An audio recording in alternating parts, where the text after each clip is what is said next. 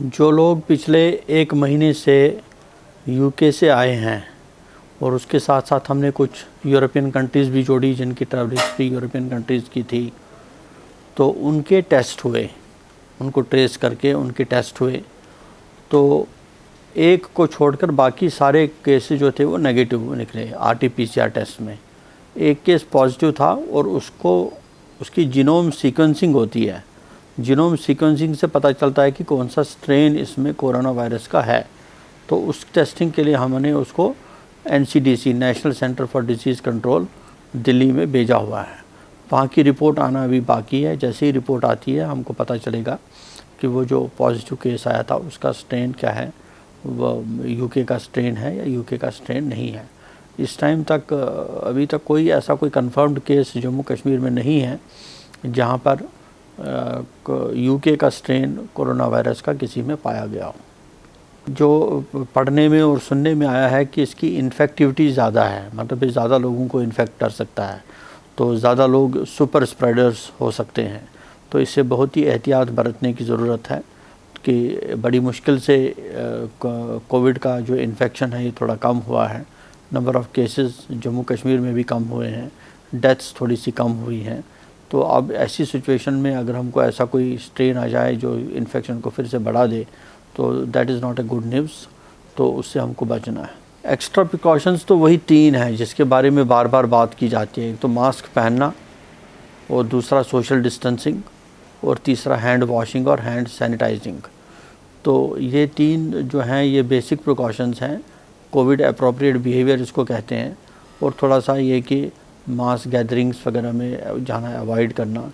तो इन चीज़ों को अगर हम फॉलो करें तो कोविड को हम काफ़ी हद तक कंट्रोल में ला सकते हैं। ये जो है कि जब लोग कोविड एप्रोप्रिएट बिहेवियर का पालन नहीं करेंगे, मास गैदरिंग्स में जाएंगे, मास्क नहीं पहनेंगे, सोशल दूरी डिस्टेंसिंग जो मेंटेन करनी है वो नहीं करेंगे, तो केसेस के बढ़ने की संभावना और भी बढ़ जाती है।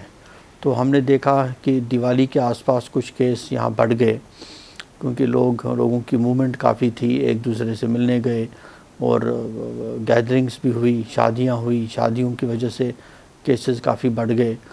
तो लेकिन अभी ये कंट्रोल में है। लेकिन अगर हम इस तरीके के जो फंक्शंस, जो अननेसेसरी फंक्शंस हैं उनको अवॉइड करें या गैदरिंग्स को मिनिमम से मिनिमम रखें, तो उससे ये होगा कि ये हमारे जो कोरोना वायरस के केसेस हैं इसमें कमी हो जाएगी। और अब हमारी तैयारी है कोविड वैक्सीनेशन के बारे में कि भारत सरकार ने 2 कोविड वैक्सीन्स को मंजूरी दे दी है।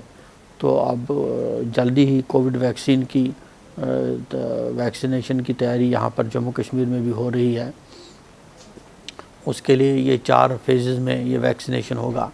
सबसे पहले फ़ेज़ में हेल्थ केयर वर्कर्स जो हमारे हैं, कोई 1,06,000 के करीब पब्लिक सेक्टर के और प्राइवेट सेक्टर के, उनका वैक्सीनेशन होगा।